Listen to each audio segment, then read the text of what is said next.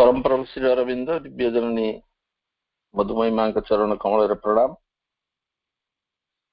मां पवित्र जन्ममास अवसर रे सनलाइट पाथ तरफ ऑनलाइन जो आलोचना आरंभ होती महाकाव्य सावित्री संपर्क में परम प्रभुंकर महाकाव्य सावित्री आज मासर शेष फाइनाल टच ए उपलक्षे उपस्थित थिबा समस्त आश्वासीन मातृप्रेमी अपा भाई मान प्रणाम और कार्यक्रम को स्वागत। न्यू रेस अपा सुंदर भाव उपस्थापन करते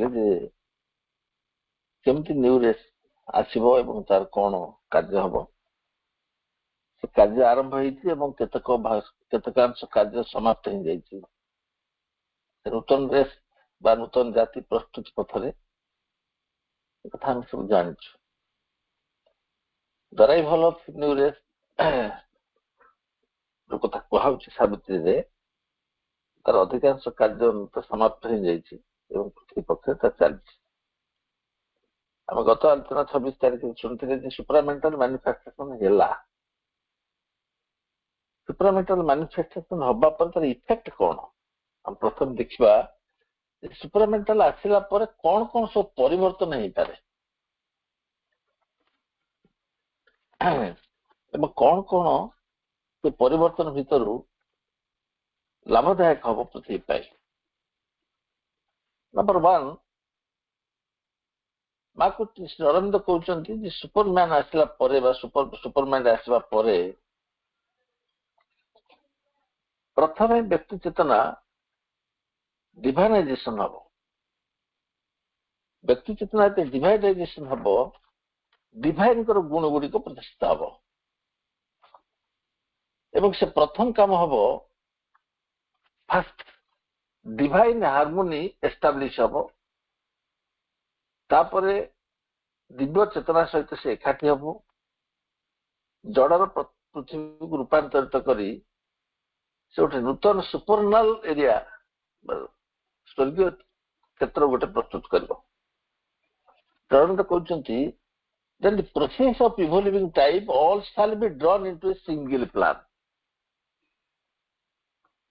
एकक योजना हम एबे जो योजना सब आम चलती से सब बहुविध योजना चलती प्रत्येक निज निज चिंता चेतना अनुसार कर निज निज मेंटल कैपेबिलिटी अनुसार एवं आवश्यकता अनुसार नीड्स और डिजायर अनुसार काम कर अरविंद कहते जिते से प्रोसेसटा जो आसीज समय क्षेत्र को सब गुड़िक गोटे एकक योजना प्रस्तुत हम a divine harmony shall be earth's law.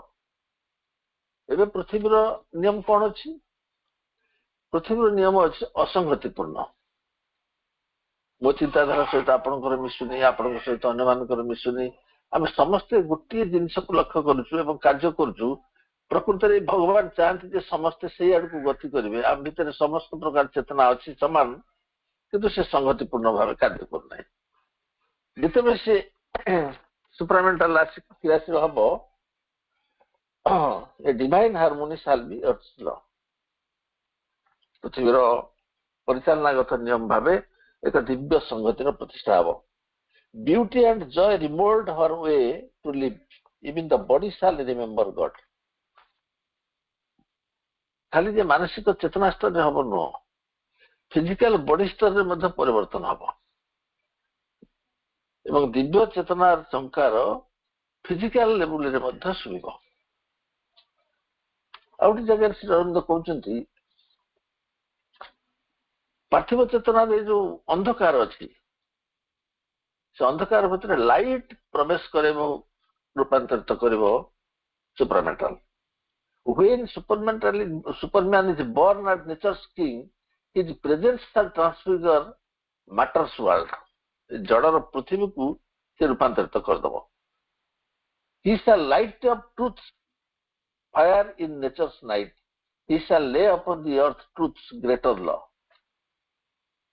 जो नियम बर्तमान पृथ्वी चली एवं जो पार्शियल सत्य द्वारा परिचालित होती पृथ्वी संपूर्ण भाव परिवर्तन हो अंधकार भितर ଆଲୋକ ସତ୍ୟର ଆଲୋକ ପ୍ରଜ୍ୱଳିତ ହବ ଏବଂ ନେଚର୍ସ ନାଇଟ୍ ଯାହାକୁ ଅନ୍ଧକାର ପ୍ରକୃତିର ଯୋଉ ଅନ୍ଧକାରମୟ ଆଲୋକରେ ଅନ୍ଧକାରମୟ କ୍ଷେତ୍ର ଭିତରେ ସେ ଦିବ୍ୟ ସତ୍ୟର ଆଲୋକ ପ୍ରକାଶିତ ହବ। Man to shall turn towards the spirit's call, awake to his hidden possibility। ମଣିଷ ଭିତରେ ଯୋଉ ସଂଗୁପ୍ତ ସମ୍ଭାବନାଟି ଅଛି, ସଂଗୁପ୍ତ ସମ୍ଭାବନା କଣ? ସେ ଦିବ୍ୟତାରେ ପରିଣତ ହବାର ସମ୍ଭାବନା ଅଛି। ସମସ୍ତଙ୍କ ଭିତରେ ସେ ସମ୍ଭାବନା ଅଛି। ନିଜ ନିଜ ଦ୍ୱାରା ଚେତନାର ପରିବର୍ତ୍ତନ ହବା ଦ୍ୱାରା ଏବଂ ଚେତନା ରୂପାନ୍ତର କରିବା ଦ୍ୱାରା ସମସ୍ତେ ପରିବର୍ତ୍ତନ ହେବେ। ଆଜି ନହେଲେ ବି କାଲି ହେବେ। ତେଣୁ ସେ ପରିବର୍ତ୍ତନ ହବା ପାଇଁ ସେଇ କାର୍ଯ୍ୟଟିକୁ ନିୟମବଦ୍ଧ ଭାବରେ ସୁପ୍ରାମେଣ୍ଟାଲ ସମ୍ପାଦିତ କରିବ। Awake to all that slept within his heart and all that nature meant when earth was formed। ସବୁ ଗୁଡାକ ତାର ହାର୍ଟ ଭିତରେ ବା ତାର ହୃଦୟର ଅଭ୍ୟନ୍ତରରେ ରଖାଯାଇଛି। ଦିବ୍ୟ ଚେତନା ପୁରା କୁନ୍ଦି ହିଁ ଅଛି। କିନ୍ତୁ ଯେତେବେଳେ ପୃଥିବୀ ସୃଷ୍ଟି ହେଲା, ବିଶ୍ୱ ଯେତେବେଳେ ସୃଷ୍ଟି ହେଲା, ଯେତେବେଳେ ପାର୍ଥିବ ଚେତନା ଗଢା ହେଲା, ସେଥିରେ ଯୋଉ ନେଚର ଗଢା ହେଲା, ନେଚର ଦ୍ୱାରା ପ୍ରଭାବିତ ହେଇ ସେ ଦିବ୍ୟ ଚେତନା କ୍ରିୟାଶୀଳ ହେଇପାରୁନି। ସୁପ୍ରାମେଣ୍ଟାଲ ଟଚ୍ ହବା ମାତ୍ରକେ ସେ ଜାଗ୍ରତ ହେବ ଏବଂ କ୍ରିୟାଶୀଳ ହବ। Nature shall live to manifest secret God, the spirit shall take up the human play, this earthly life become the life divine। ତାହେଲେ ଯାଇକିରି ପାର୍ଥିବ ଜୀବନ ଦିବ୍ୟ ଜୀବନରେ ପରିଣତ ହବ। Nature shall live to manifest secret God। Nature ଏବେ କଣ କରୁଛି? ନିଜ ନିଜ ଇଚ୍ଛା ପ୍ରକ୍ରିୟାଗତ ଭାବେ କାର୍ଯ୍ୟ କରୁଛି, ନିଜେ ଗଢି ଚାଲୁଛି। କିନ୍ତୁ ସେ ଈଶ୍ୱରଙ୍କ ପରିଚାଳନାରେ ଯଦି ସେ କାମ କରିବ, କାର୍ଯ୍ୟ ଆହୁରି ସୁନ୍ଦର ହବ। ସେଥିପାଇଁ କୁହାଯାଏ ଶ୍ରୀ ଅରବିନ୍ଦ ହଉଛନ୍ତି 3 ବିଲିୟନ ଇୟର୍ସର ଆଡଭାନ୍ସ। ପୃଥିବୀରେ ଭେଜିଟାଲ ୱାର୍ଲଡ ରୁ ଆନିମାଲ ୱାର୍ଲଡ ତିଆରି ହେବା ପାଇଁ 3 ବିଲିୟନ ଇୟର୍ସ ନେଲା। 300 କୋଟି ବର୍ଷ। ସେ 300 କୋଟି ବର୍ଷର ଆଡଭାନ୍ସ ଅଛନ୍ତି ଶ୍ରୀ ଅରବିନ୍ଦ। ହ୍ୟୁମାନ ରୁ ସେ ସୁପର ହ୍ୟୁମାନ କୁ ଯାତ୍ରା କରୁଛନ୍ତି ଏବଂ ମାତ୍ର 3000 ବର୍ଷ ଭିତରେ କମ୍ପ୍ଲିଟ କରିବାର ସମ୍ଭାବନା ଅଛି। ମା ତାକୁ 300 ଇୟର୍ସ 23 ଇୟର୍ସ ଭିତରେ କମ୍ପ୍ଲିଟ କଲେ। ତେଣୁ ଆପଣ ଚିନ୍ତା କରିପାରୁଥିବେ, ଆପଣ ଯେତେବେଳେ ଏ ବିଷୟ ଆମେ ଚିନ୍ତା କରୁଛେ, ଆମେ ପାଖାପାଖି 3000 ବର୍ଷ ଆଡଭାନ୍ସରେ ଅଛୁ। ଏଇଥିପାଇଁ ହିଁ ସମସ୍ୟା। 3000 ବର୍ଷର ଭବିତବ୍ୟକୁ ଆମେ ବର୍ତ୍ତମାନ ଏବେ ଆଲୋଚନା କରୁଛୁ ଏଇ ସମୟରେ। ତେଣୁ nature shall live to manifest secret God, the spirit shall take up the human play। ଭଗବାନ ନେଚର ଭିତରେ ଥିବା ସେଇ ଗୋପନୀୟ ଈଶ୍ୱରଙ୍କୁ ବା ଦିବ୍ୟ ଚେତନାକୁ ପ୍ରକାଶ କରିବ ନେଚର। ତାକୁ ହିଁ ଓବେ ମାନି ତା ଦ୍ୱାରା ବଞ୍ଚିବ ଏବଂ ଶାଶ୍ୱତ ଚେତନା ଆମ ଭିତରେ ଯୋଉ ଅଛି ଦିବ୍ୟ ଆତ୍ମା, ସିଏ ପ୍ରକାଶିତ ହେଇକିରି ମାନବୀୟ ଲୀଳାରେ ସେ ଭାଗ ନବ।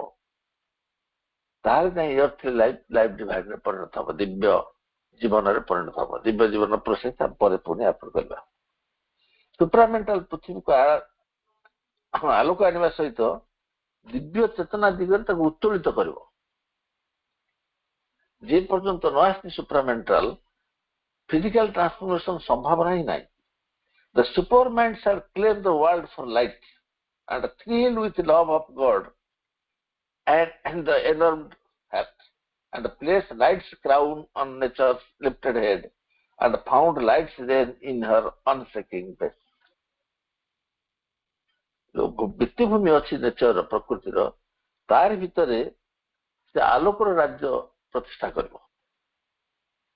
ତେଣୁ ଆଲୋକ ଦିଗକୁ ନବ। ଯୋଉ ଲାଇଫ ଡିଭାଇନେସ ଅରବିନ୍ଦ ଯୋଉ କହୁଛନ୍ତି, ଅସଂଗତି ପୂର୍ଣ୍ଣ ତାକୁ ସଜାଡି ଦବ, ଆଲୋକ ଦିଗରେ ନବ, ଆନନ୍ଦ ଦିଗରେ ନବ, ଇମୋର୍ଟାଲିଟି ଦବ, ମୃତ୍ୟୁକୁ ଅତିକ୍ରମ କରିବ। A power released from circumscribing bounds, its height pushed up beyond death's hungry reach, life's tops shall flame with the impotent thoughts, light shall invade the darkness of the base। ମୃତ୍ୟୁକୁ ଅତିକ୍ରମ କରିବ। ଆମ ଜୀବନରେ ଯୋଉ ଡିଜିଜ, ଡେଥ ଆଉ ଯନ୍ତ୍ରଣା ଯୋଉ ଅଛି, ସଫରିଂସ ଅଛି ବା ପେନ୍ ଯୋଉ ଅଛି, ତାକୁ ଅତିକ୍ରମ କରିବା ଦରକାର ଏବଂ ଅତିକ୍ରମ କରିବ ମଧ୍ୟ। ଆମେ ପ୍ରକୃତି ବଶରେ ପଡି ଆମ ଭିତରେ ସେ ଦିବ୍ୟ ଚେତନା ଆମର ଏ ଶରୀର ମାନ ଏବଂ ଭାଇଟାଲକୁ ନେଇକିରି ଆମେ ଘାଟି ହଉଛୁ। ତା ଦେହରୁ ବାହାରି ଆମେ ଦିବ୍ୟ ଚେତନା ଦିଗରେ ଯାତ୍ରା କଲେ ଆମେ ମୃତ୍ୟୁକୁ ଅତିକ୍ରମ କରୁ। ଆଉ ଗୋଟେ ନୂତନ ଚେତନା ଜାଗ୍ରତ ହବ, ନୂତନ ବିଙ୍ଗ ବା ସତ୍ତା, ଯାହାକୁ ଦିବ୍ୟ ସତ୍ତା ବୋଲି ଆମେ କହିପାରିବା। ପ୍ରୋସେସ ତ ଠିକ, ଏବଂ ସେଇ ପ୍ରୋସେସ ଧୀରେ ଧୀରେ ଆଗକୁ ବଢିବ।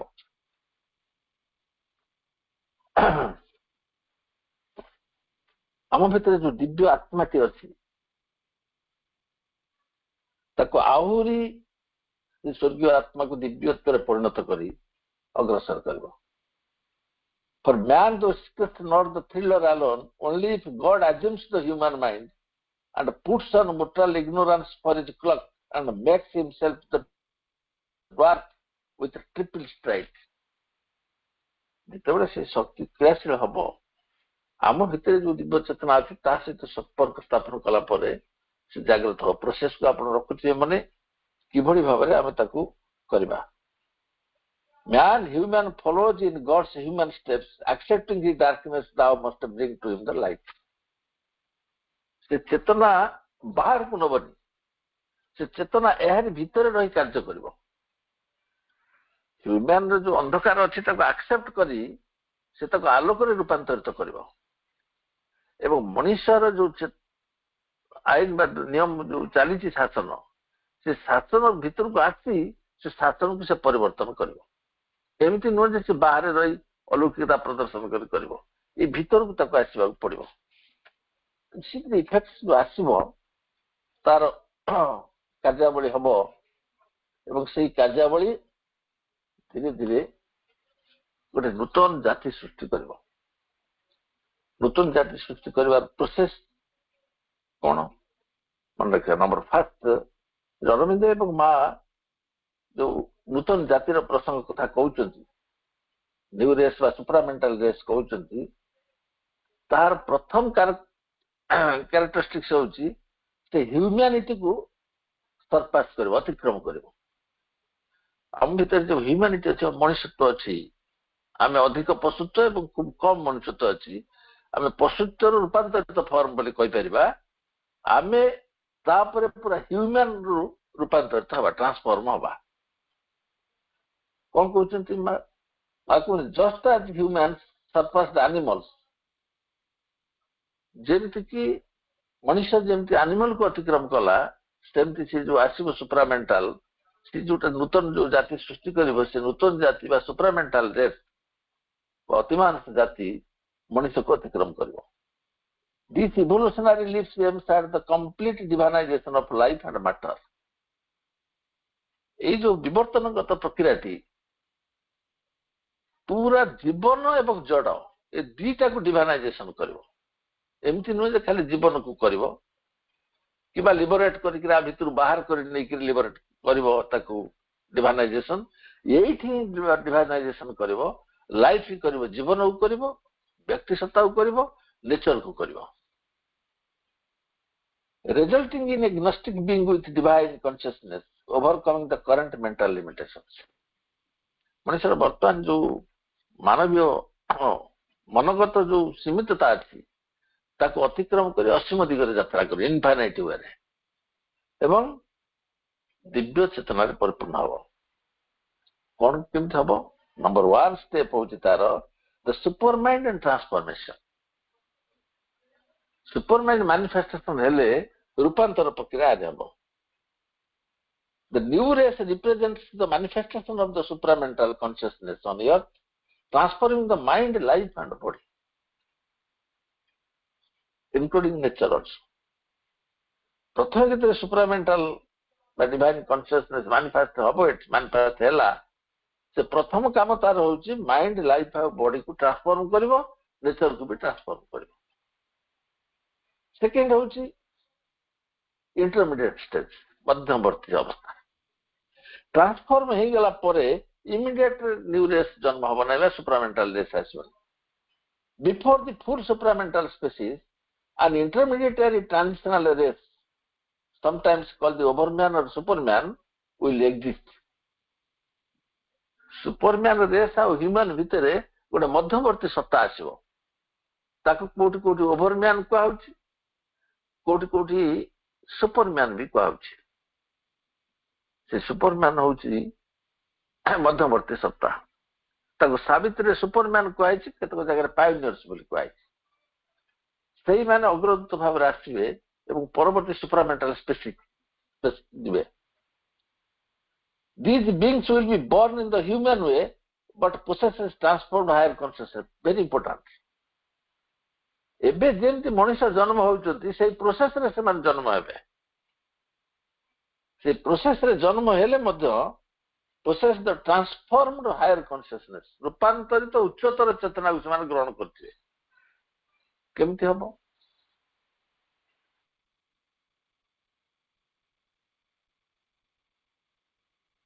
ଫର୍ମରେ ଜନ୍ମ ହେବେ, ଉଚ୍ଚତର ଚେତନାକୁ ଗ୍ରହଣ କରି ରୂପାନ୍ତରିତ ହେଇଯାଏ। ପଏଣ୍ଟ। ତାପରେ third point evolutionary shift. Evolutionary shift କ'ଣ?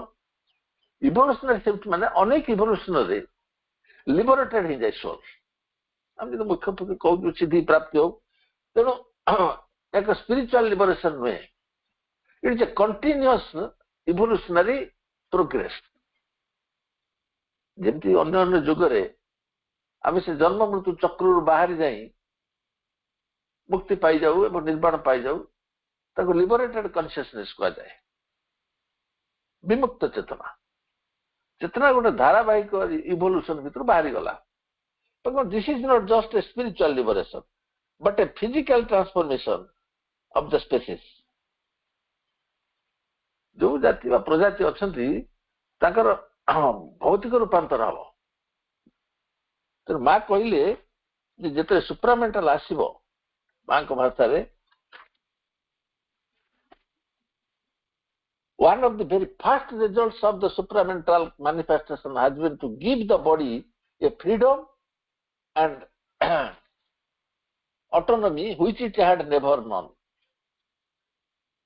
ଏ ପର୍ଯ୍ୟନ୍ତ ଶରୀର ବା ଭୌତିକ ଅବସ୍ଥା ଯୋଉ ଫ୍ରିଡମ ବା ଅଟୋନୋମି ପାଇନି, ସ୍ୱୟଂ ଚାଳିତ ବ୍ୟବସ୍ଥା ଏବଂ ସ୍ୱାଧୀନତା ଯୋଉ ପାଇନି, ସୁପ୍ରାମେଣ୍ଟାଲ ଆସିଲେ ପରେ ତାକୁ ରିଲିଜ କରିବ। And when I speak the freedom, it is not a matter of a psychological perception. ଖାଲି ମନ ଭିତରେ ମୁଁ ନିଜକୁ ଭାବିଲେ ହବନି। ମା କହୁଛନ୍ତି ମୁଁ ଯେତେବେଳେ ଫ୍ରିଡମ ବା ସ୍ୱାଧୀନତା କଥା କହୁଛି, ଏକ ମାନସିକ ଅବସ୍ଥା ନୁହଁ, ତାହେଲେ a state of inner consciousness, it is another thing and it is much better. ନିଜ ଅନ୍ତରତମ ଚେତନା ଭିତରେ ଲିବରେଟେଡ ଅନୁଭବ କରିବ। ଆମେ ଅନ୍ତରତମ ଚେତନା ଭିତରେ ଲିବରେଟେଡ ନାଉ। ଆମ ଭାଇଟାଲ ମେଣ୍ଟାଲ ଉପରେ ନିର୍ଭର କରୁଛି, ମେଣ୍ଟାଲ ଭାଇଟାଲ ଉପରେ ନିର୍ଭର କରୁଛି, ଫିଜିକାଲ ଅନ୍ୟ ଉପରେ ନିର୍ଭର କରୁଛି। ତେଣୁ ଆମ ଫିଜିକାଲ ଜମା ଲିବରେଟେଡ ନୁହଁ। It is a new phenomenon in the body, in the cells of the body. ଏଟା ହଉଛି ଗୋଟେ ନୂତନ କାର୍ଯ୍ୟ ଏବଂ ଏ କାର୍ଯ୍ୟ ଅନ୍ତର୍ନିହିତ ଭାବରେ କୋଷରେ ସମ୍ପାଦିତ ହବ। ତେଣୁ ଥାର୍ଡ ହଉଛି ଇଭୋଲ୍ୟୁସନାରୀ ଶିଫ୍ଟ। କ'ଣ ହବ? ଇଭୋଲ୍ୟୁସନାରୀ ଶିଫ୍ଟ ହେଇକିରି ଆନିମଲ ମେଣ୍ଟାଲିଟିରୁ ମେନ୍ ମେଣ୍ଟାଲିଟିରୁ ନ୍ୟୁ ରେସ୍ ଆଡକୁ ଯାତ୍ରା କରିବ। ଆମେ ଏବେ ଆନିମଲ ମେଣ୍ଟାଲିଟିରେ ଅଛୁ, ଯଦିଓ ହ୍ୟୁମାନ ମେଣ୍ଟାଲ ଅଛୁ, ଆମର ପ୍ରବୃତ୍ତି ଏବଂ ଇନଷ୍ଟିଙ୍କ୍ଟ ସବୁ ଆନିମଲ ଚରିତ୍ର କରୁଛି। ସେ ବିଷୟରେ ଆମେ ସମସ୍ତେ ଜାଣିଛୁ। ଚତୁର୍ଥ କାମଟି ହଉଛି ମାଙ୍କର କାମ, ଦ ଭେରି ଇମ୍ପୋର୍ଟାଣ୍ଟ।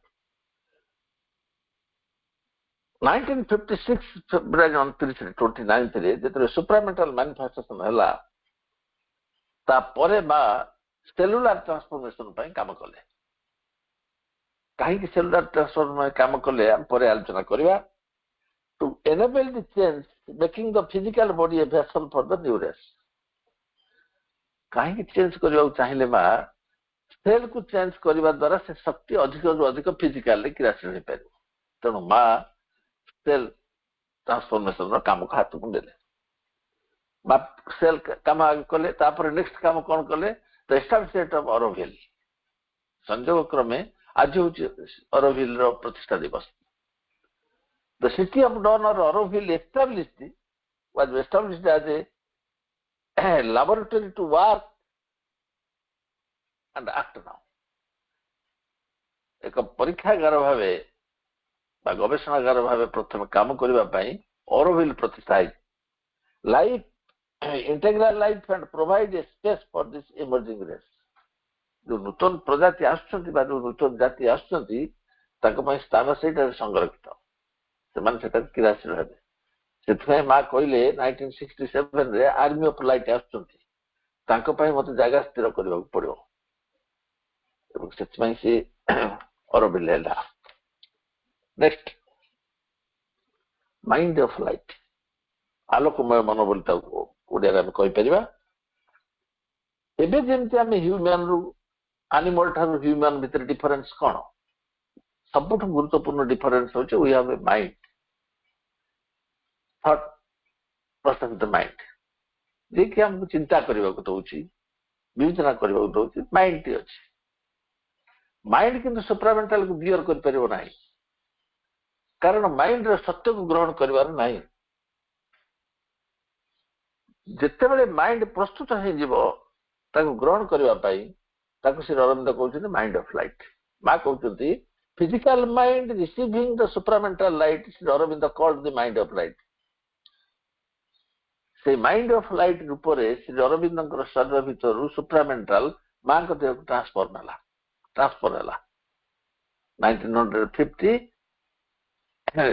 9th रे डिसेंबर 9th रे मापुर कहउछन a mind of the mental liberation or liberation from ignorance will establish in the being the mind of light mind of light आसी अवस्था हेले सुप्रामेंटल किरासी रही परिवो एवं हमर जो लिबरेशन कथा कुआ होची बा फ्रीडम कथा कुआ होची फिजिकल फ्रीडम होबा कथा ता द्वारा संभव होबो एवं माइंड ऑफ लाइट सेल द्वारा बेसी काम करिवो सुंदर भाव सावित्री रे परम प्रभु कहउछंती a mind of light a life of rhythmic force a body instinct with hidden divinity prepared an image of the coming God a mind of light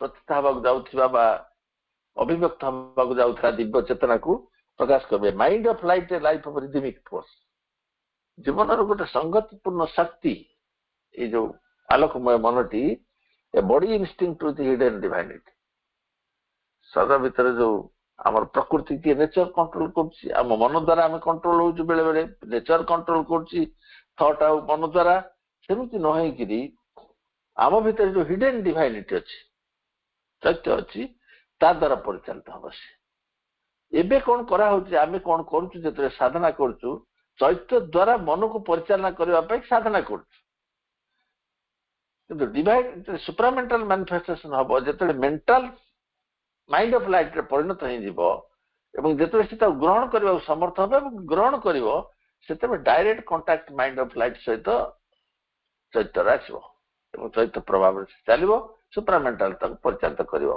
सत्य चेतना बा ट्रूथ कॉन्शियसनेस बा light knowledge consciousness light consciousness जाक म्हणतो prepared an image of the coming God site प्रस्तुत करिवो भगवान आसीबा पई गोटे क्षेत्र प्रस्तुत करिवो तेनु केमति काम करिवो ए जो चेतना सुप्रामेंटल काम करिवा पई the new race will function without ego and desire वर्तमान आम भीतर जो अच्छी इगो एवं डिजायर ये दुटा प्रथम आबलिश हम acting through direct divine consciousness एवं आम इनडायरेक्ट डिवाइन कॉन्शियसनेस द्वारा जदि बा केतबे डिवाइन कॉन्शियसनेस सहित परिचालित होचु इनडायरेक्ट परोक्ष भावे किंतु सुप्रामेंटल मैनिफेस्टेशन लाभ डायरेक्ट कांटेक्ट को आछि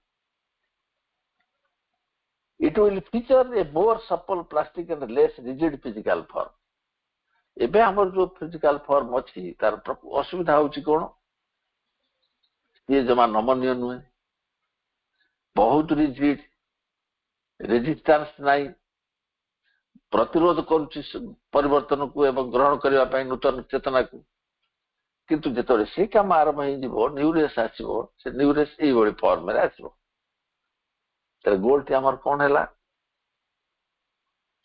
वर्तमान रो लिमिटेशन ह्यूमन कॉन्शियसनेस रु हमकु इनफाइनाइट कॉन्शियसनेस भितर जीवा खबो एवं डिवाइन कॉन्शियसनेस मैनिफेस्ट करबो पड़ो ए न्यूरेस यात्रा केमती हबो ताही होची प्रोसेस ଫାର୍ଷ୍ଟ ପ୍ରୋସେସ ହଉଛି ଗୋଟେ ଇଣ୍ଟରମିଡିଏଟାରିଜ୍। ମା କହୁଛନ୍ତି ଏକ ନୁହେଁ ଅନେକ ଆସିବେ, ମଧ୍ୟବର୍ତ୍ତୀ ସତ୍ତା ମାନେ ଏକ ନୁହେଁ ଅନେକ ଆସିବେ। ସାବିତ୍ରୀରେ ସୁନ୍ଦର ଭାବରେ ବର୍ଣ୍ଣନା କରାଯାଇଛି।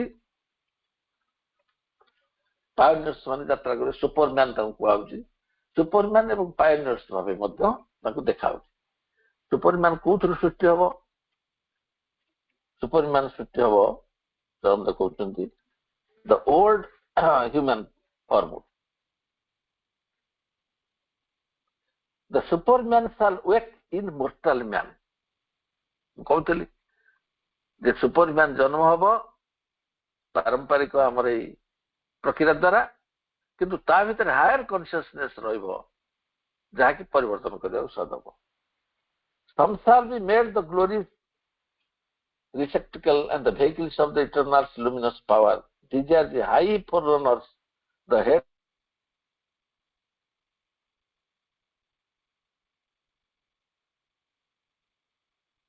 delivers of earthbound mind. The high transfigurers of human clay, the first born of a new supernal race. ଗୋଟେ ସ୍ୱର୍ଗୀୟ ପ୍ରଜାତି ଗୋଟିଏ ଜନ୍ମ ହବ ଯାହାକୁ ସୁପରମ୍ୟାନ ବୋଲି କୁହାଯାଉଛି। Eternal super mind truth earthly time, touch earthly time. ଯେତେବେଳେ ସୁପରାମେଣ୍ଟାଲ ପାର୍ଥିବ ଚେତନାକୁ ଆସିବ ସେ ପ୍ରୋସେସ ଆରମ୍ଭ କରିଦେବ ଯେ ନୂତନ ଗୋଟେ ମଧ୍ୟବର୍ତ୍ତୀ ସତ୍ତା ତିଆରି କରିବା ପାଇଁ। କୋଉଥିରୁ ତିଆରି ହବ? ଏଇଥିରୁ ତିଆରି ହବ। ଏ ଯୋଉ ଓଲ୍ଡ ମୋର୍ଟାଲ ମ୍ୟାନ ଅଛି ତାର ଥିରୁ ତିଆରି ହବ ଏବଂ ତାରି ଭିତରେ ହିଁ ଦିବ୍ୟ ଚେତନାକୁ ସେ ସଂକୋସ୍ତ କରିବ। କିନ୍ତୁ ମା କହୁଛନ୍ତି when Superman is born as a nature's king, his presence shall transfigure matter's world. ଯେତେବେଳେ ସେ ଏଷ୍ଟାବ୍ଲିଶ କରିଦେବ ସୁପରମ୍ୟାନ ଏ ଜଡର ପୃଥିବୀକୁ ପରିବର୍ତ୍ତନ କରିବ। ତ ଫାଷ୍ଟ ଗୋଟେ ମଧ୍ୟବର୍ତ୍ତୀ ସତ୍ତା ଆସିବ। 1969ରେ ଜାନୁଆରୀ 1 ତାରିଖରେ ଏଜେଣ୍ଡା ଦେଖିବେ। 4 ଜାନୁଆରୀ 1969 ଜାନୁଆରୀ ଏଜେଣ୍ଡାରେ ମା କହୁଛନ୍ତି ଯେ କିଭଳି ଭାବରେ ସୁପରମ୍ୟାନକୁ ସେ ଅନୁଭବ କଲେ। ମାଙ୍କର ସୁପରାମେଣ୍ଟାଲ ବଡି ଫର୍ମ ହେଇନି। ମାଙ୍କର ସୁପରାମେଣ୍ଟାଲ ବଡି 1972ରେ ଦେଖିବେ, କିନ୍ତୁ 69ରେ ସେ ମଧ୍ୟବର୍ତ୍ତୀ ସତ୍ତା ଦେଖିଲେ ଏବଂ କହୁଛନ୍ତି ସମସ୍ତଙ୍କୁ ଯେ ସୁପରମ୍ୟାନ ସୃଷ୍ଟି ହେଲା, ଦ୍ୟାଟ୍ ଇଜ ମଧ୍ୟବର୍ତ୍ତୀ ସତ୍ତା। ଶ୍ରୀ ଅରବିନ୍ଦ କହୁଛନ୍ତି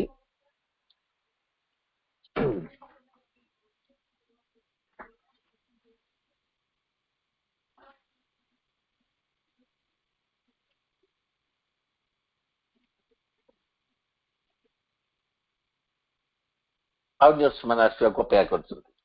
I saw the omnipotence flaming pioneers over the heavenly verge which turns towards life. ମୁଁ ଦେଖୁଛି ଜ୍ୟୋତିଷମାନ ଅଗ୍ରଦୂତ ମାନଙ୍କୁ ଏବଂ ସର୍ବଶକ୍ତିମାନ ଚେତନାର ଆଧାର ହେଇ ସେମାନେ ଅପେକ୍ଷା କରିଛନ୍ତି ପୃଥିବୀର ସୀମାରେଖାରେ ପ୍ରବେଶ କରିବା ପାଇଁ। Come crowding down the umber stairs of earth, forerunners of a divine multitude. ବହୁବିଧ ଦିବ୍ୟ ଚେତନାର ଆଧାର ଭାବେ ସେମାନେ ପୃଥିବୀ ଭିତରକୁ ପ୍ରବେଶ କରୁଛନ୍ତି ଏବଂ କାର୍ଯ୍ୟ କରିବା ପାଇଁ ପ୍ରସ୍ତୁତ ହେଇକି ରହିଛନ୍ତି। Out of the paths of the morning star they came into the little room of mortal life. ସ୍ୱର୍ଗର ସେଇ ଚିରନ୍ତନ ସତ୍ୟର ବଳୟ ଭିତରୁ ମଣିଷର ଏଇ ଜଡର ପୃଥିବୀ ଭିତରକୁ ମରଣଶୀଳ ଜୀବନ ଭିତରକୁ ଆସୁଛନ୍ତି। କୋଉଠି ଆସି ହେଲେଣି? ଶ୍ରୀ ଅରବିନ୍ଦ କହୁଛନ୍ତି I saw them cross the twilight on an edge. ଗୋଟେ ଯୁଗର ସନ୍ଧି କାଳକୁ ଆସିଗଲେଣି, ମାନେ ସରୁଛି ନୂତନ ଯୁଗ ଆରମ୍ଭ ହଉଛି। ଏଇ ଅବସ୍ଥା ହେଲାଣି ଆସି ଟୁଲାଇଟ୍ ବୋଲି କହୁଛନ୍ତି। The sun-eyed children of a marvelous dawn, the great creators with wide brows of calm. এই ନୂତନ ସର୍ଜନାଶୀଳ ଶିଶୁମାନେ, ସୌରଦୀପ୍ତ ଶିଶୁମାନେ ପ୍ରବେଶ କରୁଛନ୍ତି ଆ ଭିତରକୁ। The massive barriers breakers of the world and wrestlers with destiny in her lists of will. ସଂକଳ୍ପରେ ଭାଗ୍ୟକୁ ପରିବର୍ତ୍ତନ କଲା ଭଳି ଏବଂ ମାସିଭ ଅତିକ୍ରମ କରିବା ପାଇଁ ସେମାନଙ୍କ ଭିତରେ ଶକ୍ତି ସଂଗଠିତ ହେଇଛି, ସେମାନେ ନଷ୍ଟ କରିକି ଆସୁଛନ୍ତି। The laborers in the quarries of the gods, the messengers of the incommunicable. Incommunicable ଅବ୍ୟକ୍ତ ଚେତନାକୁ ବ୍ୟକ୍ତ କରିବା ପାଇଁ, ଯୋଉ ସମ୍ପର୍କ ସ୍ଥାପନ କରିବା ପାଇଁ ସେ ଆସୁଛନ୍ତି ଈଶ୍ୱର ଚେତନାକୁ ଧରିକି। lives chanting an unknown anthem of the song, feet echoing in the corridors of time. ପଦଧ୍ୱନି ଶୁଭୁଛି, ତାଙ୍କ ମୁଖରେ ମନ୍ତ୍ର ଉଚ୍ଚାରଣ ଶୁଭୁଛି। ନିଶ୍ଚିତ ପ୍ରୋସେସ ପାୟୋନିୟର୍ସ ମାନେ ଆସୁଛନ୍ତି ଏବଂ ସେଇ ପାୟୋନିୟର୍ସ ମାନେ ପ୍ରଜାତି ମାନବ ଭିତରେ ସୁପରମ୍ୟାନ ଚେତନାକୁ ଜାଗ୍ରତ କରିବେ। କେମିତି କରିବେ? The higher kinds shall lift the lift of man, man shall desire to climb up his own heights. ସେଇମାନେ ହିଁ ମଣିଷକୁ ତାର ନିଜର ଉଚ୍ଚତା ଶିଖରକୁ ପହଞ୍ଚେଇବା ପାଇଁ ପ୍ରୟାସ କରିବେ ଏବଂ ଉପରେ ଯୋଉ ସତ୍ୟ ଚେତନା ଅଛି ତାକୁ ପ୍ରକାଶିତ କରିବାରେ ସହାୟତା କରିବେ। ତେଣୁ ତାଙ୍କୁ କହୁଛନ୍ତି heroes and soldiers of the army of light hardly even show the grisly danger past, released into the calmer, purer air, they dare the length to breath and smile once more. ବୀର ଏବଂ ସୈନିକ ମାନେ army of ଆଲୋକ ସେନା ପ୍ରସ୍ତୁତ ହିଁ ଆସୁଛନ୍ତି ଅନ୍ଧାରକୁ ଦୂର କରିବା ପାଇଁ, ମାନବୀୟ ଚେତନାକୁ ଆହରଣ କରିବା ପାଇଁ। ସେମାନେ ନିଜର ଶକ୍ତି ବଳରେ ବିପଦକୁ ଭ୍ରୂକ୍ଷେପ ନ କରି ଆଲୋକ ସହ ସେମାନେ ଅନ୍ଧକାର ଦିଗରେ ଅଗ୍ରସର ହେବେ, ଅନ୍ଧକାରକୁ ଦୂରୀଭୂତ କରିବେ। ମଧ୍ୟବର୍ତ୍ତୀ ସତ୍ତା ଆସୁଛନ୍ତି, ତାଙ୍କୁ ସୁପରମ୍ୟାନ ଆମେ କହିପାରିବା, ଓଭରମ୍ୟାନ ବି କୁହାଯାଇଛି। ସାବିତ୍ରୀରେ ସୁପରମ୍ୟାନ କଥା କହିଛନ୍ତି Shri Aurobindo, army of light କଥା କହୁଛନ୍ତି, ଦଳ ଦଳ ହେଇ ଆସୁଛନ୍ତି, ପାୟୋନିୟର୍ସ କଥା ବି କହିଛନ୍ତି। ତେଣୁ ନ୍ୟୁ ରେସ୍ ପାଇଁ ପ୍ରଥମେ ଆଗେ ହ୍ୟୁମାନ କ୍ଲେରେ ଗୋଟେ ସ୍ୱର୍ଗୀୟ ପ୍ରଜାତି ଆଗେ ସୃଷ୍ଟି ହବ, ସେ ହେଉଛନ୍ତି ମଧ୍ୟବର୍ତ୍ତୀ ସତ୍ତା। The high transfiguration of the human clay, the first born of a new supernal race. এই ମଣିଷର ଘନଘଟ ଭିତରେ, ପୃଥିବୀ ଭିତରେ, ପଙ୍କିଳ ପୃଥିବୀ ଭିତରେ ପ୍ରଥମେ ଗୋଟେ ସ୍ୱର୍ଗୀୟ ଜାତିଟିଏ ତିଆରି ହବ। That is the pioneers. The incarnate dual power shall open God's door, eternal superman touch earth time. ବାଟ ଖୋଲିବ କିଏ? ଦୈତ୍ୟ ଶକ୍ତି, ଶାଶ୍ୱତ ଚେତନାର ଦୈତ୍ୟ ଶକ୍ତି ମା ଏବଂ ଶ୍ରୀ ଅରବିନ୍ଦ ବାଟ ଖୋଲିବେ। The incarnate dual power, ଅବତାରିତ ସେଇ ଦ୍ୱୈତ ଶକ୍ତି shall open God's door, God's door ସେ ଖୋଲିବେ। eternal superman touch earth time, ସେ ଯୋଉ ଶାଶ୍ୱତ ଅତିମାନ ଚେତନା ପାର୍ଥିବ ଚେତନାକୁ ସ୍ପର୍ଶ କରିବ, ସେମାନଙ୍କ ଦ୍ୱାରା ଆସିବ। ଖୋଲିବେ କିଏ? ମା ଏବଂ ଶ୍ରୀ ଅରବିନ୍ଦ ଖୋଲି ଦେଇଛନ୍ତି ଏବଂ ପାୟୋନିୟର୍ସ ମାନେ ଆସୁଛନ୍ତି। The new creation from the old shall rise. New creation ଆକୁ ନଷ୍ଟ କରିକି ନୁହେଁ, ଆକୁ ରୂପାନ୍ତରିତ କରି ସୃଷ୍ଟି ହବ। ଅରବିନ୍ଦ କହୁଛନ୍ତି ଏ new creation from the old shall rise, ପୁରାତନ ଭିତରୁ ହିଁ ନୂତନ ସୃଷ୍ଟି ହବ। ତେଣୁ ମାକୁ କହୁଛନ୍ତି ଡିଷ୍ଟ୍ରକ୍ସନ ଆଣ୍ଡ କ୍ରିଏସନର ସମୟ ଏଟା। ଧୀରେ ଧୀରେ ଭାଙ୍ଗି ଯାଉଛି ଏବଂ ନୂତନ ସର୍ଜନା ହଉଛି। ସେ ଭଙ୍ଗା ଭିତରୁ ନୂତନ ସର୍ଜନା ହଉଛି, ବେଶ କିନ୍ତୁ ଅଛି। ତେଣୁ ମା ଏଇ ପିରିୟଡକୁ କହୁଛନ୍ତି ପିରିୟଡ ଅଫ ଡିଷ୍ଟ୍ରକ୍ସନ ଆଣ୍ଡ କନଷ୍ଟ୍ରକ୍ସନ ବା ନ୍ୟୁ କନଷ୍ଟ୍ରକ୍ସନ। ତାପରେ ସେକେଣ୍ଡ କାମଟି ହଉଛି ଡିଭାଇନ ବଡିଟି ସୃଷ୍ଟି ହବ, ଦିବ୍ୟ ଶରୀରଟି ସୃଷ୍ଟି ହବ। ଏତେ କଥା ହବ, ଏତେ ଆସିବେ, ଯଦି ଶରୀରଟି ଆମର ପ୍ରସ୍ତୁତ ନାହିଁ ତାକୁ ଗ୍ରହଣ କରିବା ପାଇଁ, ତାହେଲେ ସମ୍ଭବ ନୁହେଁ। ଦିବ୍ୟ ଶରୀରଟି କଣ ପାଇଁ ଦରକାର ହବ? କାରଣ ଫିଜିକାଲ ବା ଶରୀରଟି ନିହାତି ଦରକାର ଆମର ଦିବ୍ୟ ଶରୀର ଗଠନ। ସେଥିପାଇଁ ଶ୍ରୀ ଅରବିନ୍ଦ କହିଲେ divine life in divine body, ଦିବ୍ୟ ଶରୀରରେ ଦିବ୍ୟ ଜୀବନ। ଦିବ୍ୟ ଜୀବନ ହବା ପାଇଁ ଯେମିତି ଡିଭାଇନ ନେଚର ଦରକାର, ସେମିତି ଡିଭାଇନ ବଡି ବି ଦରକାର, ଦିବ୍ୟ ଶରୀରଟି ବି ଦରକାର। ଦିବ୍ୟ ଶରୀରଟି କଥା କହୁଛନ୍ତି କେମିତି ହବ ଦିବ୍ୟ ଶରୀର, ତାର କଣ ଗୁଣ ରହିବ? ମା କହୁଛନ୍ତି ଡିଭାଇନ ବଡି କେମିତି ହବ? The supramental body which has to be brought into being here as 4 main attributes. ତାର ଚାରିଟା ମୁଖ୍ୟ ଗୁଣ ରହିବ। କଣ ସେ ଚାରିଟା? ଲାଇଟନେସ୍, ହାଲକା, ଆଡାପ୍ଟେବିଲିଟି, ଉପଯୋଜନକ୍ଷମ, ପ୍ଲାଷ୍ଟିସିଟି, ନମନୀୟତା, ଲୁମିନିସିଟି ବା ଦୀପ୍ତିମୟତା ବା ଜ୍ୟୋତିଷ୍ମା। ଚାରିଟା ଗୁଣ, ଲାଇଟନେସ୍, ଆଡାପ୍ଟେବିଲିଟି, ପ୍ଲାଷ୍ଟିସିଟି ଆଣ୍ଡ ଲୁମିନିସିଟି। ଲାଇଟନେସ୍ କଣ? ଏବେ ଆମେ ଯାହା ଖାଉଛୁ, ଯେଉଁଭଳି ଭାବରେ ବଞ୍ଚୁଛୁ, ଗୁଡାଏ ଇନକନସିଏଣ୍ଟ ଆମ ଭିତରେ ରହିଛି, ଅନେକ ନିଶ୍ଚେତନା ଆମ ଭିତରେ ଅଛି, ଜଡତା ଅଛି, ସେଗୁଡିକ ଆମକୁ ଶରୀରକୁ ଓଜନିଆ କରିଦେଇଛି। ଆମେ ଜଡ ସହିତ ବାନ୍ଧି ହେଇ ରହିଛୁ। ମା କହୁଛନ୍ତି, when the physical body is thoroughly divinized, it will feel as if it were always walking on air. ଯେତେବେଳେ ଦିବ୍ୟତାରେ ପରିଣତ ହେଇଯିବ, ଶରୀରଟି ସେ ଅନୁଭବ କରିବ ଯେମିତି ପବନରେ ଉଡି ବୁଲୁଛି। There will be no heaviness or tamas or unconsciousness in it. ଆ ଭିତରେ ନିଶ୍ଚେତନା ନଥିବ, ଜଡତା ନଥିବ, କି ଓଜନିଆ ନଥିବ। ଇଏ ହଉଛି ଲାଇଟନେସ୍।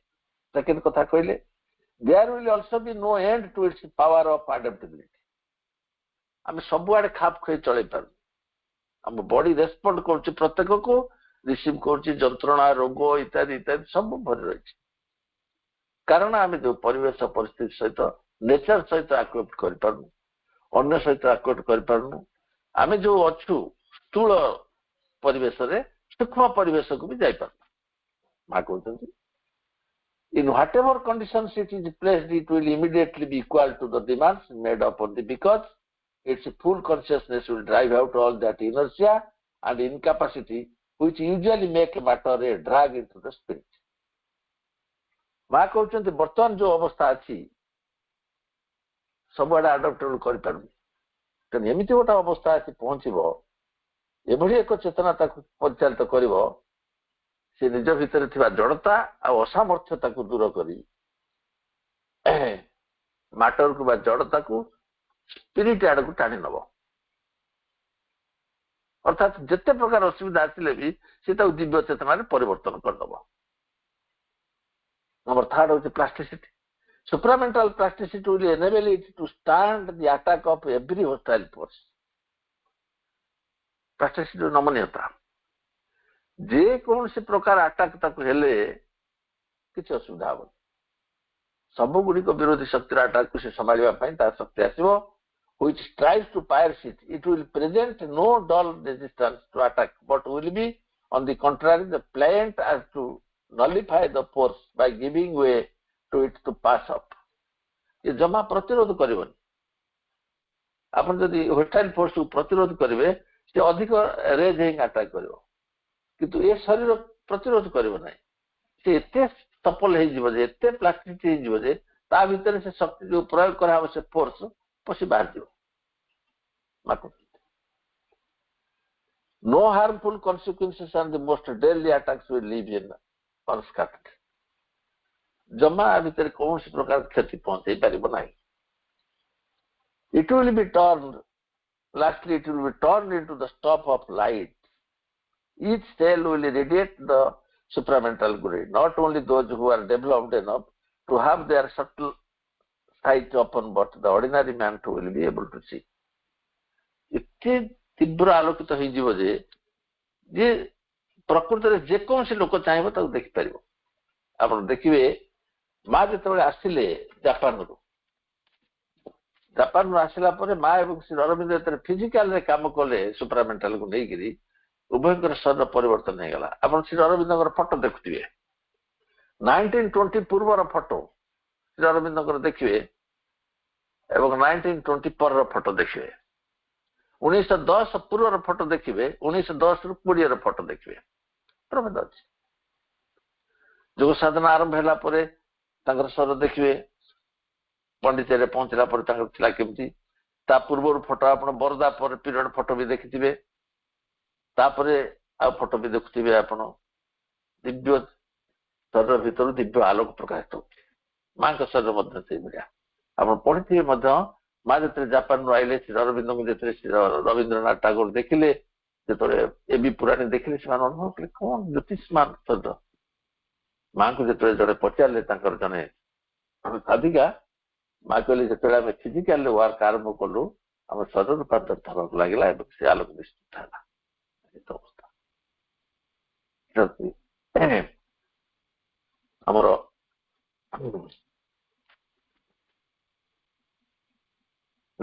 ଦୀପ୍ତିମୟତା। ଅରବିନ୍ଦ ମଧ୍ୟ କହୁଛନ୍ତି ତାଙ୍କର ସୁପ୍ରାମେଣ୍ଟାଲ ମାନifestation ଅର୍ଥରେ ଦିବ୍ୟ ଶରୀର କେମିତି ହବ କଣ?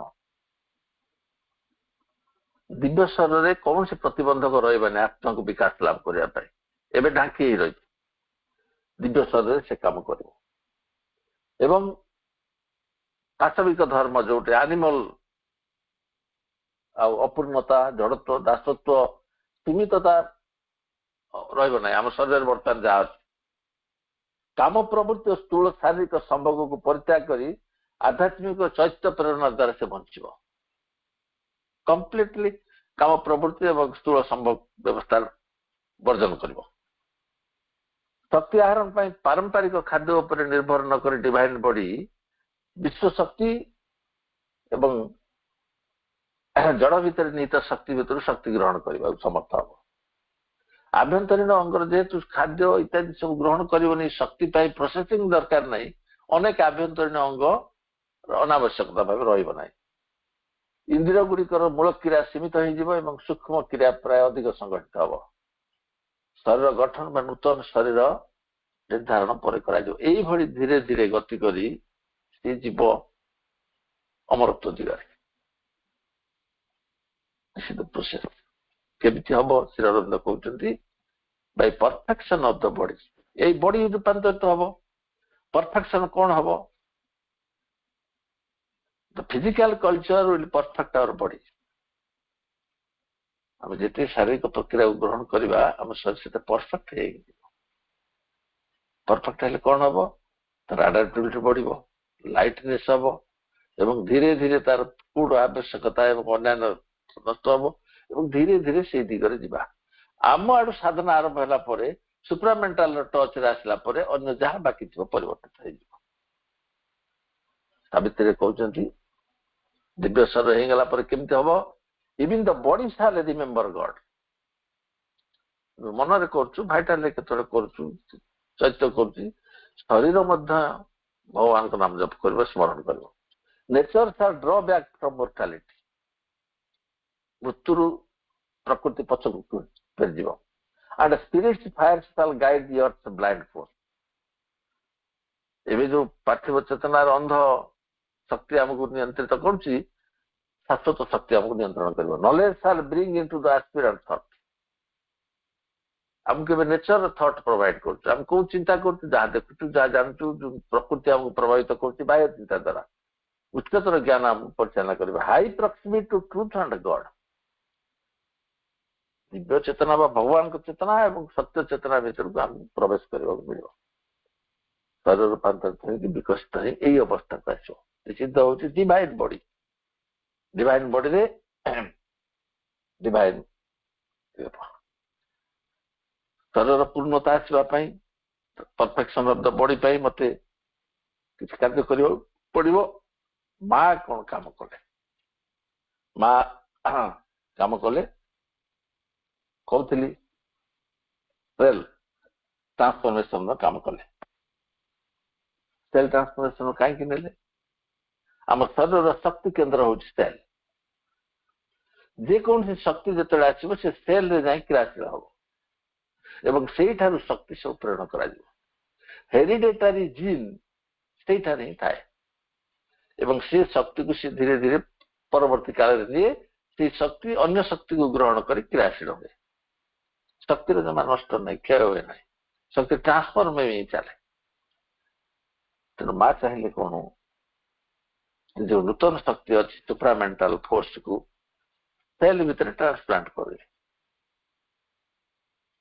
ହ୍ୟୁମାନ ସେଲ ଭିତରେ ଟ୍ରାନ୍ସପ୍ଲାଣ୍ଟ କଲେ ସେ ସେଲ ଗୁଡିକ ଡିଭାଇଡ ହବ ଏବଂ ଅଧିକରୁ ଅଧିକ ସେଲ ଭିତରେ ଶକ୍ତି ପ୍ରବାହିତ ହେଇ ସେ ଧୀରେ ଧୀରେ ପ୍ରଚଳିତ ହବ। ସେଲ ଉପରେ ସାବିତ୍ରୀରେ ଶ୍ରୀ ଅରବିନ୍ଦ ବର୍ଣ୍ଣନା କରୁଛନ୍ତି। ପରମପ୍ରଭୁ our body cells must hold the immortal flame. Else would the spirit reach alone its source, living a half-shaped world.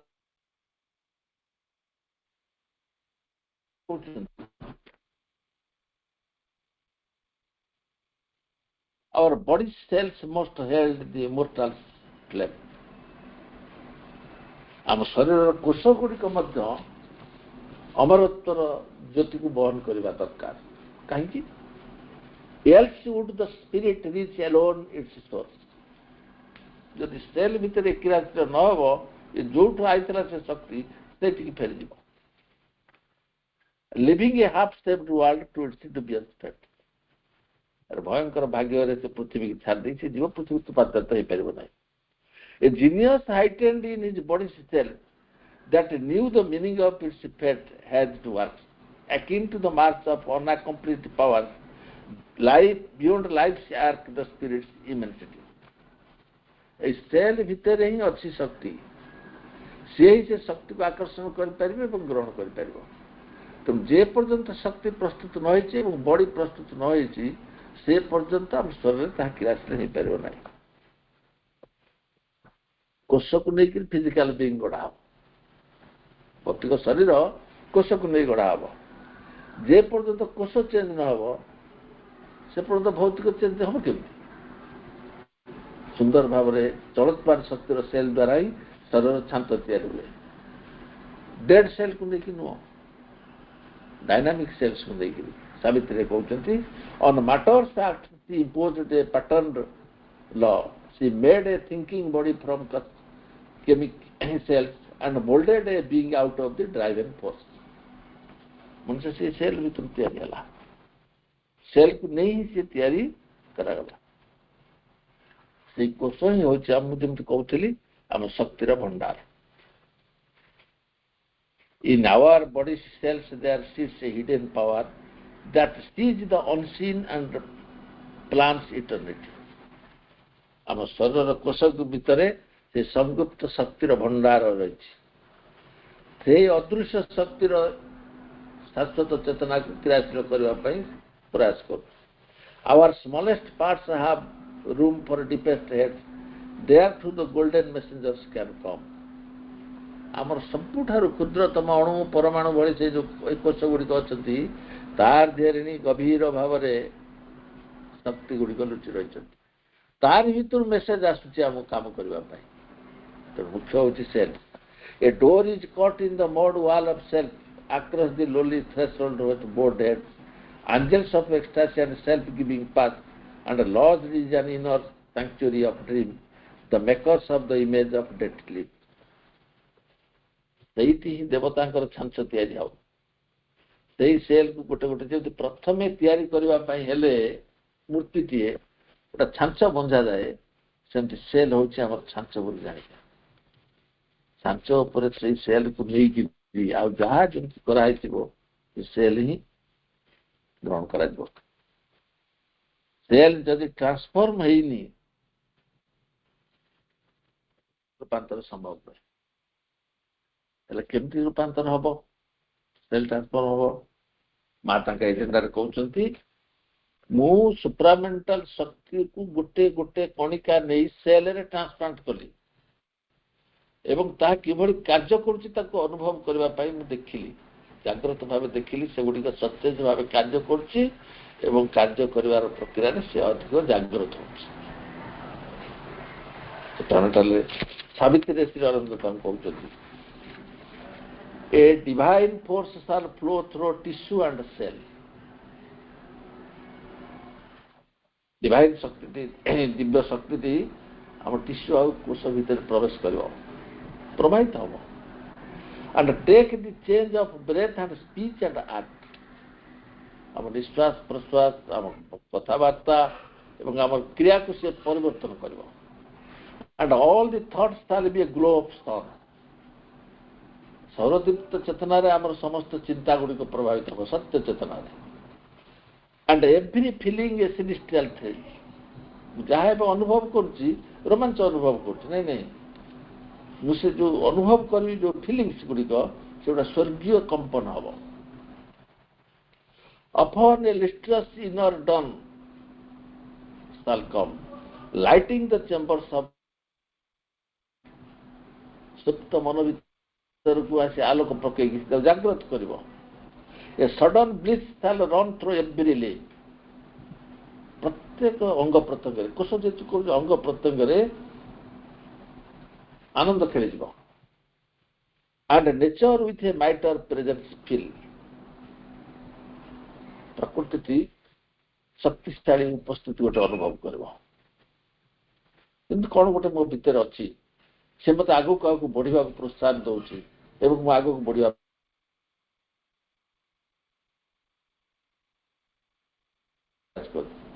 10 साल यही भाव में पार्थिव चेतना भगवान आड़ को उन्मुक्त हम प्रथम कमटी मो पाखर आरंभ हम चेतना से भाव में and common natures feel the wide uplifting illumine common acts with the spirit's ray साधारण प्रकृति मध्य से भाव में फील कर ज्योतिषमान चेतना विद्युत कर and meet the deity in common things nature shall live to manifest secret God the spirit shall take up the human play प्रकृति मध्य गोपनीय ईश्वर को प्रकाश करने काम कर से आत्मा take up the human play मानवीय क्रीड़ा लीला को कंट्रोल कर this earth life become the life divine तापर जाके डिवाइन लाइफ हम तेणु यह न्यू स्पेसीज सांगे सांगे हवा संभव नुहे आमको प्रयास कर मु कौन करी process is I have to aspire I have to surrender I have to work regularly. Evolution प्रक्रिया रे मते सागिंग हबा पाई मान को छोड़ा बाटो नहीं there is no way without the mother मते मान को बाटो दे ही थिबा पड़ो कारण मु जहा करबी सीमित मान मेंटल पावर करी मोर मेंटल पावर ताक ग्रहण करबा समर्थ नहीं then completely surrender to the divine mother तापर पुन कार्य करबा पई प्रथम काम करता है जिन सब काम करी गली गली मते प्रथम साधना क्षेत्र से उडी प्रैक्टिस करबा पड़ो मते प्रथम मो बॉडी को प्रिपेयर करबा पड़ो जेमति ता द्वारा तार टच राशि परिबो एवं टच को ग्रहण करि परिबो हम सब बेले पचारू जे ता कोन संभव कई मोर तो सुप्रामेंटल एक्टिविटी अनुभव कर अनुभव केमती कर अरविंद कहते समस्त अनुभव करें ना आसिले सुप्रामेंटल को समस्त अनुभव करें ना कहीं अनुभव करें ना से माने केवल अनुभव करें जो मैंने ग्रहण करने समर्थ एवं जो मैंने संपूर्ण भाव में प्रकाश कर साधना कर मत से टच ग्रहण करने मत प्रस्तुत होगा पड़े प्रस्तुत हेले जाए ग्रहण करने समर्थ है न्यूरेस आसिले भी मुझे ग्रहण करने समर्थ हो पारि ना तेणु ये मरणशील पृथ्वी में जो नूतन प्रजाति हम एक ब्रह्मांड विवर्तित कार्य विवर्तित कार्यटी हाँपाई समस्ते समस्त व्यवस्था गुड़िक पृथ्वी परिवर्तित अरविंद कहते समस्ते तार लाभ पाई पारे ना कहते descent of the supramental means only that the power will be there in the earth consciousness as a living force supramental आसला माने से शक्ति की पृथ्वी रे जीवंत शक्ति रूपे क्रियाशील है जमती कि just as the thinking mental and the higher mental are already there जमती कि चिंताशील मन उच्चतर मन आम भीतर अच्छी but an animal can not take advantage of the present of the thinking mental power and an undeveloped man in the presence of the higher mental power Rabindra कहते जमती पशुटीए मन थिले पार्थिव चेतना से भी अच्छी पार्थिव चेतना पशु भी पार्थिव चेतना अच्छी मन भी पार्थिव चेतना अच्छी मनर सुविधा नहीं पार पशु सेमती अग्रगति कर under developed human higher mental को व्यवहार कर ना so to everybody will not be able to take advantage of the presence of the supramental power अतिमानस शक्ति को समस्ते ग्रहण कर समस्ते तार सुविधा नहीं पारे ना I have also often enough said that it will be at first for the few, not for the whole earth. ଅଳ୍ପ କେତେ ଲୋକଙ୍କ ପାଇଁ ସେ କହୁଛନ୍ତି, ମୁଁ ବାରମ୍ବାର କହିଛି ଏଟା ଅଳ୍ପ କେତେ ଲୋକଙ୍କୁ କାମ ଦେବ, ସମସ୍ତଙ୍କ ପାଇଁ ନୁହଁ। Only there will be a growing influence of it on the earth life. ଧୀରେ ଧୀରେ ସଂଖ୍ୟା ବଢିବ ବୋଲି କହୁଛନ୍ତି।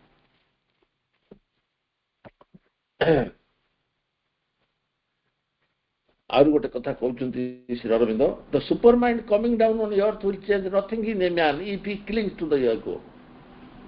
ଜଣେ ଯଦି ଅହଙ୍ଗରେ ବସବାସ କରୁଥିବ, ସୁପ୍ରାମେଣ୍ଟାଲ ଆଇଲେ ବି ତାର କିଛି ପରିବର୍ତ୍ତନ ହେଇପାରିବ ନାହିଁ। ଅରବିନ୍ଦ ଆହୁରି କହୁଛନ୍ତି,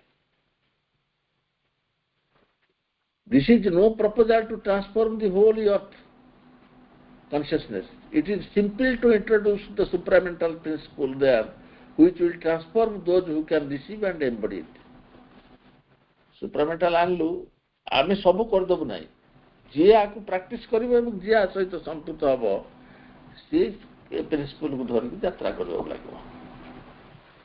ତେଣୁ ଏଥିରୁ ଆମେ ଜାଣିବା ଯେ ୱି ହାଭ୍ ଟୁ ଟ୍ରାଏ, ଆମକୁ ପ୍ରୟାସ କରିବାକୁ ପଡ଼ିବ।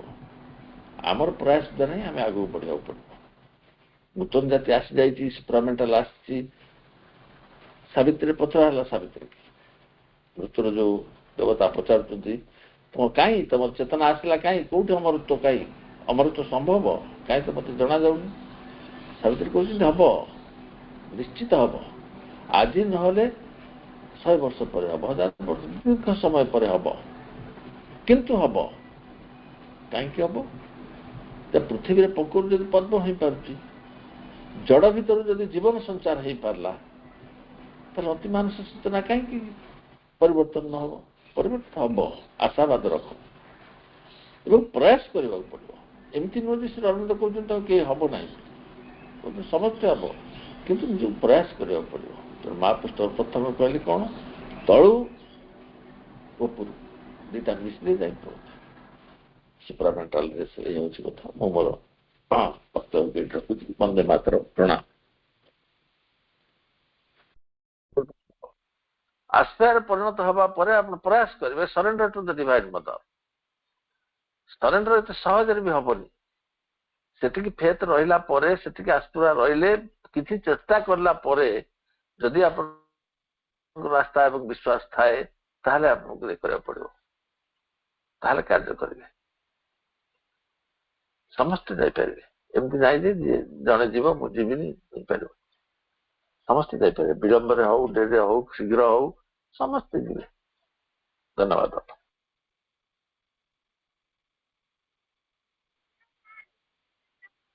ବନ୍ଦେ ମାତରମ୍, ସମସ୍ତଙ୍କୁ ବନ୍ଦେ ମାତରମ୍। ପ୍ରଥମ ଅତିମାନବ ମାତୃଗର୍ଭରୁ ଜନ୍ମ ନେବେ, ତାପରେ ଅନ୍ୟ ସମସ୍ତେ କେମିତି ଅତିମାନବ ହେଇପାରିବେ?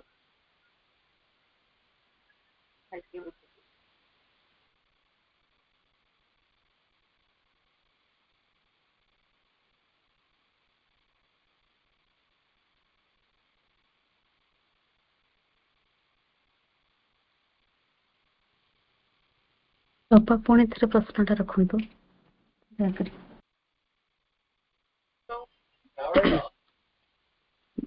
ପ୍ରଥମ ଅତିମାନବ ମାତୃଗର୍ଭରୁ ଜନ୍ମ ନେବେ, ଅନ୍ୟ ସମସ୍ତେ ଯେ ଅଛନ୍ତି ମାନବ କେମିତି ଅତିମାନବ ସ୍ତରକୁ ଯିବେ, ଯାଇପାରିବେ? ସେ ପ୍ରଜାତିଟି କେମିତି ଆସିଯିବ, ସମସ୍ତଙ୍କ ଭିତରେ କେମିତି ସୃଷ୍ଟି ହବ? ସେ ପ୍ରଜାତିଟି କୁହନ୍ତୁ, ଅତିମାନବ କୁହନ୍ତୁ ନାହିଁ। ଆଜ୍ଞା, ପ୍ରଜାତିଟି ବୋଲି କୁହନ୍ତୁ। ମଧ୍ୟବର୍ତ୍ତୀ ସତ୍ତା ଆସିବେ। ମଧ୍ୟବର୍ତ୍ତୀ ସତ୍ତା କ୍ଲିୟର ଶ୍ରୀ ଅରବିନ୍ଦ କହୁଛନ୍ତି ଏବଂ ମା ବି କହୁଛନ୍ତି ଯେ ସେମାନେ ହ୍ୟୁମାନ ପ୍ରୋସେସରେ ଜନ୍ମ ହେବେ। ହ୍ୟୁମାନ ପ୍ରୋସେସରେ ଜନ୍ମ ହେବେ, କିନ୍ତୁ ଟ୍ରାନ୍ସଫର୍ମଡ ହାୟର କନସିୟସ୍ ନେଇ ଆସିଥିବେ। ରୂପାନ୍ତରିତ ଶରୀରରେ ହାୟର କନସିୟସ୍ ନେଇକି ଆସିବେ। ମା ତାକୁ ସ୍ପଷ୍ଟ କରୁଛନ୍ତି ସତ୍ୟଙ୍କୁ ଏଜେଣ୍ଡାରେ, ପ୍ରୋସେସ ଇଜ ସେମାନଙ୍କର ସେଲ୍ କନଭର୍ସନ ହେଇଯାଇଥିବ। ସେଲ୍ କନଭର୍ସନ ହେଲେ ସେମାନେ ଅତିମାନସ ଶକ୍ତିକୁ ଗ୍ରହଣ କରି ଆଣିଥିବେ। ତା ପରଠୁ ଯୋଉମାନେ ଜନ୍ମ ହେବେ ସେମାନେ ଅତିମାନସ ହେଇଯିବେ। ଗୋଟେ ଘଟଣାଟା ଦେଖନ୍ତୁ, ଆପଣଙ୍କର ପୃଥିବୀରେ କେତେ ପ୍ରକାର ବୃକ୍ଷ ଦେଖୁଛନ୍ତି, କେତେ ପ୍ରକାର ପ୍ରାଣୀ ଦେଖୁଛନ୍ତି, ମଣିଷ କେତେ ପ୍ରକାର ଦେଖୁଛନ୍ତି କି? ମାନେ ବଡି ଫର୍ମରେ ମୁଁ କହୁଛି, ଗୋଟିଏ ପ୍ରକାର। କେତେ ପ୍ରକାର ଦେଖୁଛନ୍ତି ପ୍ରାଣୀ, କାହିଁକି ଦେଖା ହଉଛି?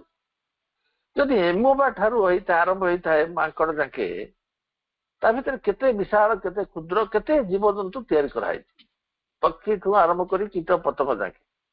ତାକୁ 84 ଲକ୍ଷ ଯୋନି ବୋଲି କୁହାହଉଛି ପ୍ରାଣୀ ମାନଙ୍କ ମଧ୍ୟ ଆଇଲେ, ମାନେ ସେଇ ପ୍ରକାର ଫର୍ମରେ ଆଇଲେ। ନେଚର ସେ ଫର୍ମକୁ ତିଆରି କରି କରି ଚାଲିଛି ଏବଂ ଟ୍ରାଏଲ କରୁଛି। ସେଗୁଡିକ ସବୁ ମଧ୍ୟବର୍ତ୍ତୀ ସତ୍ତା। ଭେଜିଟାଲ ୱାର୍ଲଡ ରୁ ହ୍ୟୁମାନ ୱାର୍ଲଡ କୁ ଆସିବା ପାଇଁ ମଝିରେ ଯୋଉ ପ୍ରାଣିକ ସତ୍ତା, ସେ ହଉଛି ଇଣ୍ଟରମିଡିଏଟ ସତ୍ତା, ଇଣ୍ଟରମିଡିଏଟ ବିଙ୍ଗ। ସେମାନଙ୍କୁ କେତେ ଚେଞ୍ଜ କରାହଉଛି। ସେଥିପାଇଁ କୁହାହଉଛି 300 crores, ମାନେ 3 ବିଲିୟନ ଇୟର୍ସ ଲାଗିବ। 300 କୋଟି ବର୍ଷ ଲାଗିଲା। କଣ ପାଇଁ? ଏଇଥିପାଇଁ। ଯଦି 3000 ବର୍ଷ ଲାଗେ ମ୍ୟାନ ହ୍ୟୁମାନ ପାଇଁ, ଆମକୁ ଆମର କେତେ 30 ଜନ୍ମ ନବ। ଯଦି ସେଠି ରହିବାର ସମୟକୁ ହିସାବ କରାଯାଏ, ଅର୍ଥାତ୍ ମତେ 20 ଟାଇମ୍ସ ଜନ୍ମଗ୍ରହଣ କରିବାକୁ ପଡିବ, 10 ଟାଇମ୍ସ ସେଠି ରହିବାକୁ ପଡିବ। ଚିନ୍ତା କରନ୍ତୁ। ତେଣୁ ବହୁତ ଇଣ୍ଟରମିଡିଏଟ ସତ୍ତା ଆସିବେ, ଖାଲି ଗୋଟିଏ ବୋଲି ନାହିଁ। ସେ ସତ୍ତା ଗୁଡିକ ଏଇ ହ୍ୟୁମାନ ଫର୍ମରେ ଜନ୍ମ ହେବେ, ହାୟର କନସିୟସନେସରେ ରହିବେ। ଆପଣଙ୍କ ଭିତରେ ବି ଉନ୍ନତ ଚେତନାର ମଣିଷ ସୃଷ୍ଟି ହେଇପାରିବେ ଯଦି ଆପଣଙ୍କର ଚେତନା ଏବଂ ସେଇଭଳି ଭାବରେ ପରିବର୍ତ୍ତିତ ହେଇଥିବ। ତାହେଲେ ଦିବ୍ୟ ଚେତନାର ଇଏ କରି ଗ୍ରହଣ କରିବେ। ସବୁ ମଣିଷଙ୍କ ଭିତରେ କଣ କୃଷ୍ଣ ରାମଙ୍କର ଅବତାର ଗ୍ରହଣ କଲେ? ଶ୍ରୀ ଅରବିନ୍ଦଙ୍କର ଜନ୍ମ କଣ ସମସ୍ତଙ୍କ ଠାରୁ ହେଲା? ସେମିତି ଦିବ୍ୟ ଚେତନା ଆହରଣ କରିଥିବା ଦୈବିକ ଚେତନା ସମ୍ପନ୍ନ ବ୍ୟକ୍ତି ବିଶେଷଙ୍କ ଠାରୁ ସେମାନେ ସୃଷ୍ଟି ହେଲେ। ମା ମଧ୍ୟ ସେମିତି ସୃଷ୍ଟି ହେଲେ। ତେଣୁ ଆଜି ସୃଷ୍ଟି ହେଇପାରିବେ, ସବା ଅସୁବିଧା କିଛି ନାହିଁ। ସେମାନେ ଏଥିରୁ ସୃଷ୍ଟି ହେଇକରି ଉଚ୍ଚତର ଚେତନାକୁ ପୁଣି ରିପ୍ରଡକ୍ସନ କରିବା ପାଇଁ ହେବେ। ପ୍ରକାଷ୍ଟନେସନ ବା ଯୋଉ ସୃଷ୍ଟି ଏ ମାଧ୍ୟମରେ ହବ ନାହିଁ, ଧୀରେ ଧୀରେ ସେଇଭଳି ପ୍ରକ୍ରିୟାରେ ହବ ଏବଂ ପରିବର୍ତ୍ତିତ ହେଇଯିବ।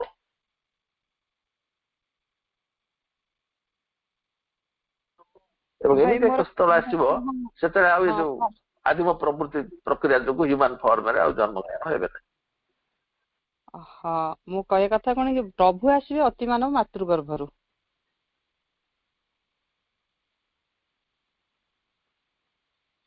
ଜମା ନାହିଁ। ପ୍ରଭୁ କାହିଁକି ମାତୃଗର୍ଭରେ ଆସିବେ? ଏଠି ଅବତାର କଣ ସେ କହିଲେ, ମୁଁ ସୁପ୍ରାମେଣ୍ଟାଲ ପ୍ରୋସେସରେ ଆସିବି। ସୁପ୍ରାମେଣ୍ଟାଲ ପ୍ରୋସେସ ମାତୃଗର୍ଭ ଜମା ନୁହଁ। ମଧ୍ୟବର୍ତ୍ତୀ ସତ୍ତା ଆସିବା ପାଇଁ ମାତୃଗର୍ଭ ଦରକାର। ସୁପ୍ରାମେଣ୍ଟାଲ ପ୍ରୋସେସ ଜମା ନାହିଁ। ସୁପ୍ରାମେଣ୍ଟାଲ ପ୍ରୋସେସ ହଉଛି ଅଲଗା। ସେକ୍ରେଟାରୀ ଶ୍ରୀ ଅରବିନ୍ଦଙ୍କୁ ପଚରାଲା, ଶ୍ରୀ ଅରବିନ୍ଦ କହିଲେ ସୁପ୍ରାମେଣ୍ଟାଲକୁ ଆସିଥିଲେ ତମେ ସେ ବିଷୟରେ ଜାଣିବ। ତାପରେ ବି କହିଲେ ଯେ ସୁପ୍ରାମେଣ୍ଟାଲ ପ୍ରୋସେସ ହଉଛି ଯୋଉ ଆଦିମ ପ୍ରବୃତ୍ତି ପ୍ରକୃତି ଦ୍ୱାରା ସମ୍ଭବ ନୁହଁ। ସଂଯୋଗରେ ଆସିଲା ମାନେ ଏଇ ଯନ୍ତ୍ର ତିଆରି ହବ, ଏଇ ଆଭ୍ୟନ୍ତରୀଣ ଯନ୍ତ୍ର ସବୁ ତିଆରି ହବ, ଶକ୍ତି ଏଇ ଆହରଣ ହବ। ଧୀରେ ଧୀରେ ଧୀରେ ଧୀରେ ଡେଭଲପ ହେଇ ଯେତେବେଳେ ସେ ଅବସ୍ଥାକୁ ଯିବ, ସେତେବେଳେ ଡାଇରେକ୍ଟ ସେ ଆସିବେ। ଏବେ ଶ୍ରୀ ଅରବିନ୍ଦ ସୂକ୍ଷ୍ମ ସ୍ତରରେ ଅଛନ୍ତି। ମା ବି ତାଙ୍କର ଶରୀର ଗ୍ରହଣ କଲେ। ଆପଣ ଆଜେଣ୍ଡାରେ ପଢିବେ 1972ରେ ମା ତାଙ୍କର ସୁପ୍ରାମେଣ୍ଟାଲ ଶରୀରକୁ ଦେଖିଲେ। ମା କଣ ସେ ଶରୀରକୁ ପ୍ରସ୍ତୁତ କରିଥିଲେ ଯୋଉ ଇଏ ଆଦିମ ହ୍ୟୁମାନ ଫର୍ମରେ? ଜମା ନାହିଁ। ସେ ତିଆରି କଲେ ତାଙ୍କ ଚେତନା ଦୃଷ୍ଟିକୋଣରୁ ଶକ୍ତି ନିହିତ କରିକି ସେ ତିଆରି କଲେ। ଆପଣ ପଢିବେ 1972, 71, 72, 70ରେ ମା କହିଲେ ଯେ କାର୍ଯ୍ୟ ସମାପ୍ତ ହେଇଗଲା। ତା ପୂର୍ବରୁ ସେ ନିଜର ଯୋଉ ସୁପ୍ରାମେଣ୍ଟାଲ ବଡିର ଛାୟାକୁ ଦେଖିଲେ। ତେଣୁ ସୁପ୍ରାମେଣ୍ଟାଲ ବଡି ଏମିତିଆ ହବ, ହାଡ ଗୋଡ ଥିବ, ଆଖି ଏମିତି ଥିବ, ଏମିତି ହବ ବୋଲି କିଏ ଭାବୁଛନ୍ତି? ଆପଣ ଦେଖିଲେ ଯୋଉ ଡିଭାଇନ ବଡିର ଅବସ୍ଥା କଣ? ଆପଣଙ୍କ ଭିତରେ ସ୍ୱଚ୍ଛତା ଭିତରେ ଆଲୋକ ପ୍ରବେଶ କରିପାରିବ? ଆପଣଙ୍କ ଶରୀରରେ ସାଡୋ ସୃଷ୍ଟି ହଉଛି। ସେ ବା କହିଲେ ଏମିତିକା ଗୋଟେ ଅବସ୍ଥା ଆସିବ ଯେ ଯୋଉ ଇଏ ହେଇକିରି ପ୍ରାକୃତିକ ହବ, ସେ ତା ଭିତରେ ପ୍ରବେଶ କରିଯିବ। ଫୋର୍ସ ମୋ ଭିତରେ କଣ ପ୍ରବେଶ କରିପାରିବ? ସେଟା ମାନେ ବାଧା ସୃଷ୍ଟି କରୁଛି। ତେଣୁ ଧୀରେ ଧୀରେ ଧୀରେ ଧୀରେ ସଫଳନେସ ସେ ବଡି ସେଇ ଦିଗକୁ ଯିବ। ସେ ବଡି ହେଇଗଲା ପରେ ଆଉ ଇଏ ପ୍ରକ୍ରିୟାରେ କାହିଁକି ଆସିବ? ମାତୃଗର୍ଭ ପାଇଁ କାହିଁ ଆସିବ ଦରକାର ହବ? ଧନ୍ୟବାଦ। ଅନେକ ଅନେକ ଧନ୍ୟବାଦ ଭାଇ, ପ୍ରଣାମ। ବନ୍ଦେ ମାତରମ୍।